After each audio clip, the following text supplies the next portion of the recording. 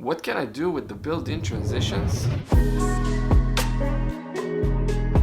DaVinci Resolve has a big library of transitions already built in within the software that you can easily use by just dragging and dropping. But there are a few more things that you can do with those transitions to make them more interesting and unique. So the way to add a transition, you simply go to the effects, choose a transition, and you drag and drop it between your clips. Now sometimes it won't allow you because this is the very last frame of my clip and this is the very first frame of my clip, and for the transition to work you would need to trim them a little bit. So you can do this manually or choose the space between the two clips, press Command T, which is the shortcut for adding a standard transition.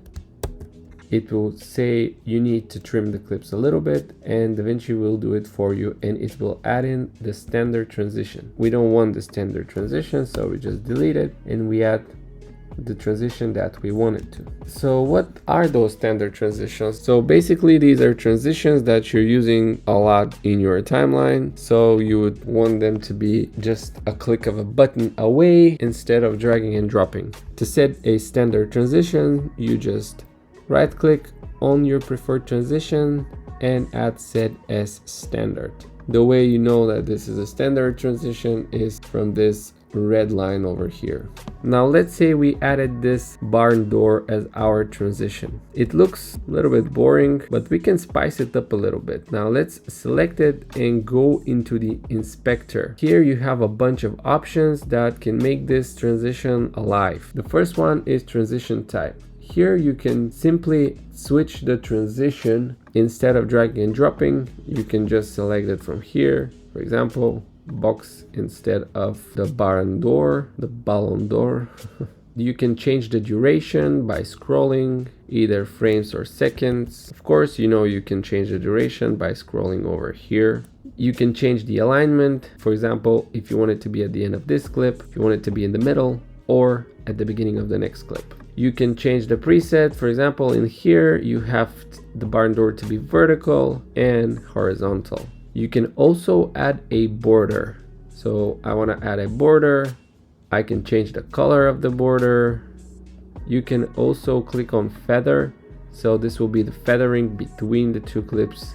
Depending on how much you want it, you just need to scroll here. You can also add a motion blur. You can reverse, and the interesting part, you can ease in and ease out.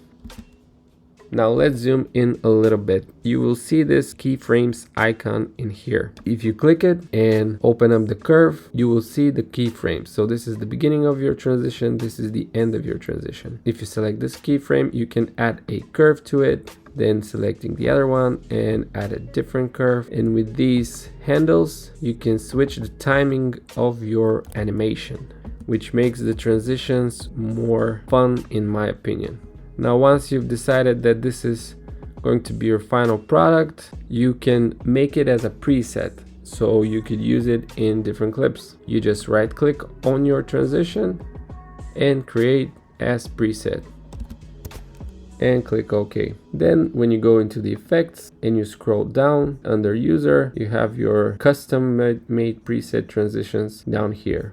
All of the transitions in here can be adjusted. Some of them more, some of them less. Under Fusion transitions, here are more effect-based transitions. If I drag and drop the film strip, you'd see that I have effect film strip. It doesn't look exactly like it did with the other transitions. Here you can also change pretty much all of the settings, like the color of these borders, motion blur quality, and so on. But some transitions won't have as much customization, like the pan down, for example, pretty much only have the motion blur toggle. So right now it looks like this, and you can add motion blur to it, make it a bit better. I think when you have this much movement within your frame, it should have some motion blur. But yeah, this is pretty much what I wanted to talk about. When you make a transition, you should definitely customize it in the inspector, and if you're thinking of using it more than once, make a preset. And that's it for this video. I hope it was helpful. I hope it gave you some ideas. Please subscribe, like, maybe share with a friend, and I'll see you in the next one.